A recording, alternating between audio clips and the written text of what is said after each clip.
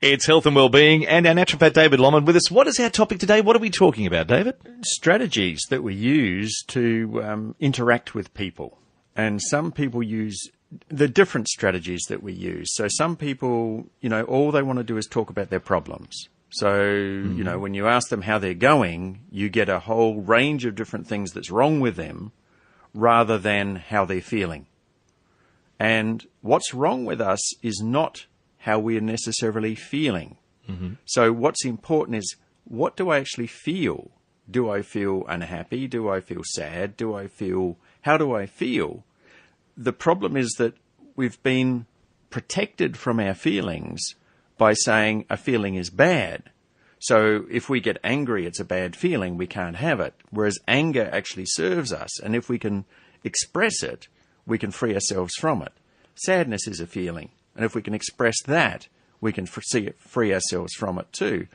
But we have to be trained, basically, because most families don't teach that to their children.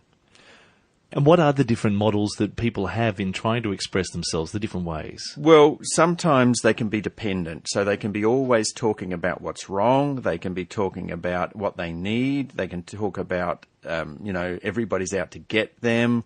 However they perceive the world, and usually it's what we call the victim model. So it's very easy for people to slip into a victim model. I did that for years. And it's a very simple way to live your life, thinking that there must be something wrong, because I'm feeling horrible, however it may be. The other one is, or there's a few others, but how can I fix them and make them feel better? And you can go back and forth between these.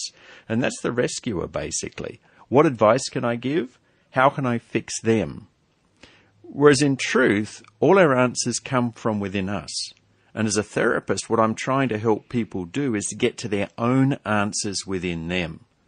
Because what generally happens is they get buried very long time ago, and people learn to act according to what protected them as a child, rather than being free to express who they are. So the way we are as an adult really dates back to how we made ourselves or made our way in our family. Absolutely. And it dates back to a way in which we protected ourselves, especially if there was any violence in the family, alcoholism in the family, any emotional issues in the family. But what it also does, it damages our digestive system.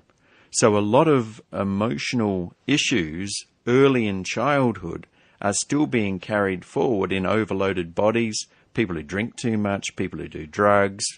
All addictions come pretty well out of that model, because the body itself and the person are deprived, I believe, of the nurturing that they would most benefit from. And at what age in our life can these influences really start influencing us and impacting on us on what we will become later in life? Well, with some people, they influence very early. Usually, though, when we're in relationship is where we wear it the most. Because we go into a relationship with all our baggage, our partner comes into a relationship with all of their baggage, and their two baggages sort of clash. So we think there's something wrong with them. They think there's something wrong with us. And the things that we really loved about them in the first place can then turn into issues because we haven't resolved the earlier issues that we brought into the relationship. So what can we do? What can we do to alleviate that, to help that? Well, I still start off with the basics of the biochemistry. I'd still look at the biochemistry first to stabilize the energy of a person with the B group vitamins, maybe vitamin C, enzymes, minerals, all the things we've talked about here on the program before, because that will allow the person to think more clearly. Take away also the foods, the sugars, the addictive foods that people are on. Stop them drinking the alcohol that covers up all the emotions they've buried, and start to allow the emotions to come up to the surface in a safe way. So if there's something buried there, it needs to come up, because I believe our purpose in life is to deal with those emotions, is to be free of all that hurt and all that pain. But you can't be free of it if you just cover it over with a pill. You actually have to go into it and go through it, I believe, to be able to get to the other side, and the other side is happiness. The other side is joyfulness. The other side can be bliss. Now, if we look back at those early years, and we mentioned and touched on some of those influences and some of those things that can impact and influence our life and what will become of us later in life and impact on us there, what about some of those external ones like you mentioned, like maybe violence or alcoholism? How much of that will then come back at us later, and it will be something that will become part of our life? Well, it often can be. I mean, my personal history, my grandfather was an alcoholic. My father didn't drink. I drank. So I made up for Dad, basically. But I drank to numb myself. And that's just a technique that we do. There's many, many people. I worked for the Golden Door at Alicia for 6 years. There's many people that go there that drink a bottle of wine a night, every night. They go to bed at one stage. Their partner goes to bed at a different time. There's no communication possible with that sort of attitude. And there's no health possible with that either, because there's not the freedom of expression that is needed in a relationship. So why do we feel there's the need for that numbing? We've grown up that way. We decided that at 15, if we drank it, felt better. Or we did drugs, marijuana, something else, it felt better.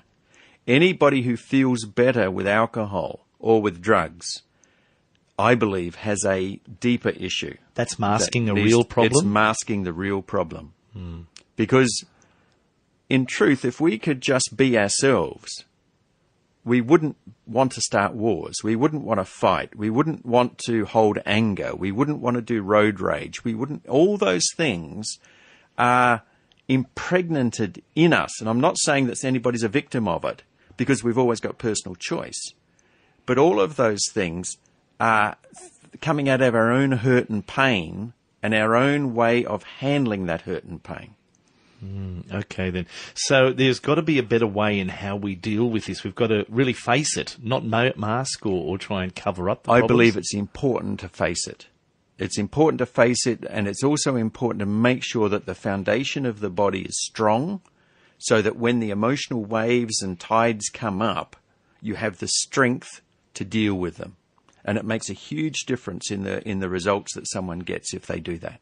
Diane joins us now from Bellbird. David? Hello, Diane. Oh, hello, David. I'm just ringing. I heard you talking before about emotion and how things can make you feel better. Well, on Friday night, I did something I never thought I would do. I went out with my ex-husband and his new wife, and because I detested her, and I made myself go, and it's made me feel so much better.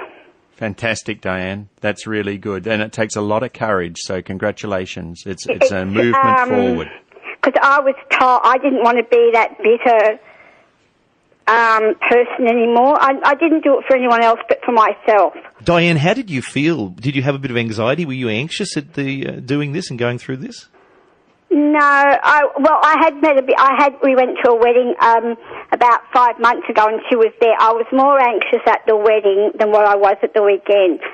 But I didn't do it for anybody. I didn't do it for my ex-husband. I didn't do it for anyone but myself. Just to prove that I can do it. Diane, you know, the spiritual truth is we only ever do things for ourselves, and we only ever do what we think is right at the time. So the fact that you've done this for yourself is really good, and it will free you up. I have already. I feel so much better because I haven't got that burden anymore. Yes, fantastic, Diane. Well because done. I've had it for over 20 years. Yep, time to let it go. Well done. And I have let it go, and it doesn't mean to say that I like her. No, you don't have to. But I can be in the same company as her, and I can be myself. Yes, well done. So I'm quite proud of myself for that. Well done, Diane. That is great. And thank you for being part of the program, giving us a call on 49216216. Would it be almost like a rock lifted off her, a bit of a burden? Yeah, burden lifted. Black cloud can be lifted because you've got this person that you really, can't stand. whereas I believe we're all part of the one Spirit, the one God, however you like to put it. So whenever we have anger or hatred towards anyone, it doesn't matter who it may be, what we're actually doing is we're judging them. And if we're Christians and we're judging, we're not in Christian faith. If, there's a whole range of different things that are in every religion talking about loving your fellow man. And it is so hard to do all the time, because when we get thwarted, when we feel that our needs aren't being met because we have this expectation of something else, we go back to our defensive patterns. And those defensive patterns are about judgment, guilt, shame, blame, or anger, hurt, pain, all of those things, hostility, all bubbles up in us. And often, newspapers, for instance, some of the jocks talk it up, they latch onto that, and that becomes what is expressed in the community rather than love. Whereas in truth, if you want a life which is happy and healthy, you have to find love for yourself and for others. Tell us more about the personal strategies of communication versus truth. Well, another one is withdrawal, and I was great at this. I was a master. And that's because people don't care about me. I'm a nuisance, I'm a nobody, so I won't care about them. I'll just withdraw. So in relationship, it's very easy just to pull back, not to come forward, not to say, how are you feeling, dear? What's happening for you today? How are you? Can we talk about what's going on with you? Or when somebody says to you, how are you? Oh, I'm good. I'm fine. Rather than truly expressing what you're really feeling inside. And it takes training to know how to do that. It's not easy, because especially if our emotions are suppressed as a child, we follow the old patterns. And the withdrawal is an easy thing to go into addiction.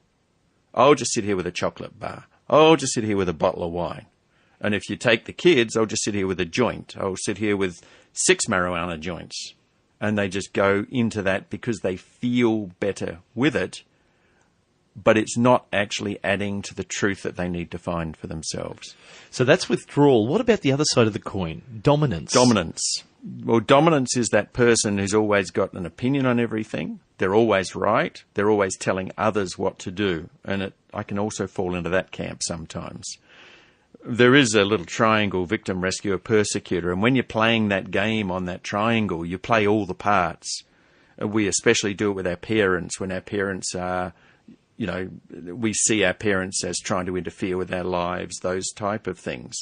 But in our own life, it's very easy to fall into that place where we're trying to tell others what to do rather than asking them what they want to do. As a naturopath, there's a certain point in which I have to be able to tell someone it would be beneficial for you to do this, and I'll say, this is an optimal diet for you, this is the way you could live your life, this is what you can have, but I still have to wait for that person to pick it up and run with it, rather than me saying, you must do this, you must do that, and you must do something else. But too often, people who are dominant want control, and their whole life is founded on having control. And if anything goes out of control, these are the people who will go into depression very quickly. Stockbrokers who jump out of windows because they lose money. Now, money's just an energy. So if you lose your money, so what? It's not worth your life. It's not worth vaguing your whole life out because of that. And we have to learn how to be who we really are, I believe. And to do that, you have to do some deep searching. Carl Jung, in all the philosophy that he was talking about, in the psychology he was talking about the different parts of us. What we have to learn is that we can have a conscious ego that can help us move through all sorts of stuck things if we're willing to go there. But we have to wake up to do it. Dating back now where we started earlier with the children and the problems that start early in life for the children and what could be almost oppressed on them from the parents. Well, some parents hit their children. Some parents slap them. Some people belt them, and that child is going to grow up with choices. Do I do what my parents did? Or do I do what I know I didn't want to happen to me? So I can say, if a person was hit, they will go one of two ways usually. They'll either hit their own children, or they will never hit their children. And you can go, the pendulum can swing too far both ways. So we have to learn to come back to the middle. We have to learn to come back and say, what's actually happening with the child? The child's crying all the time. What's actually going on here that is causing this problem? Rather than blaming the child for a stomach ache or a pain or something else that they're experiencing or a tantrum they're throwing because their blood sugar's not balanced. Children want to be happy. I haven't met a child yet who hasn't deep down wanted to be happy. And if they're not happy, there's usually a physical cause for it, more important to deal with than any emotional reaction to what's gone on. With what we've been talking about today, if we could summarise and you could tell us some more details, please, David. The difficulty is that when we go into strategy, we're coming out of fear. When we go into truth about our feelings, that I feel, I need, I want, this is who I am and I'm vulnerable, we're actually coming out of love. Now that will bring up emotions that we then have to work with, but it's better if you can work with a counsellor or someone who can actually help you move through those areas. And it takes time, because we're imprinted with this old stuff at a very early age. So it takes time, and you can't hurry it, because basically you can't handle it. You know, you get one little bit, you incorporate it. You get another little bit, you incorporate that. Another little bit, you incorporate that. If you had to try and do everything at once, it would just blow you away. It'd just be far too hard. At what point do you realise, hang on a second, there's something more to this and I need to investigate that, and because it's really impacting on my health and what I'm eating and other concerns? As soon as you start to come awake. You know, as soon as you start to wake up and say, my life is not where I want it to be. I'm not financially where I want to be. I'm not relationship where I want to be. I'm not sexually where I want to be. My health isn't where I want it to be. My relationship with my family isn't where I want it to be. All of those things. And the only person who can change that is you. It has to be up to you. But you've got to come to that awareness. That's not an easy place to come to. No, and most people have been told about it over and over again, and they don't always listen. But eventually something triggers that response, or something carries them out of life. Health has got to be a big trigger. Health is a big trigger. Looking at life through people who've recovered from cancer, for instance, say, it changed my life. Arthritis, it changed my life, you know, because we get stuck in these pits, if you like, and it doesn't seem like we can crawl out of it until we start to look at ourselves and say, am I doing the right thing by my body? Am I looking at myself the right way? Is my relationship where I want it to be? All of these areas of life. Is my career what I want, or is it something my parents chose for me? Impact on our health. And it's important that we look at everything when we have a health issue and say, what can I change in my life that is going to make me a better person and more loving myself? Just to finalise today, one more thing on what we're talking about, if you'd like to share with us. It isn't easy. Look, changing your diet isn't easy. Everybody knows that. But if you deal with the emotional issues that cause the diet to be out of balance in the first place, if you deal with the habits and the patterns developed in childhood, it's much easier to then get your health where you want it to be. So knowing whether you've been in strategy and knowing what you can do about getting out of it is a really important aspect, I believe, in health and well-being. On tonight. And just to finish up with what we've been talking about today, David? Well, the difficulty is that people have such an insurmountable, what they feel is an insurmountable amount of problems. But when you break it down and you can list it, and then you can make some changes, some fundamental changes to diet, water, what people are doing, usually a lot of those problems will go away. Then all you're left with is the core issues. And then it's much easier to deal with the core issues. But if you've got such a lot of problems, you look at it sometimes and you think, oh my God, where do I start? And what we find with the RBTI or any sort of analysis that we're doing, if you can break it down to this and this and this and this, And then you can say, well, to sort that out, you would need to do this and this. It's much easier for a person to get their head around it and their body around it, and therefore they're going to get the results that they want in the majority of cases.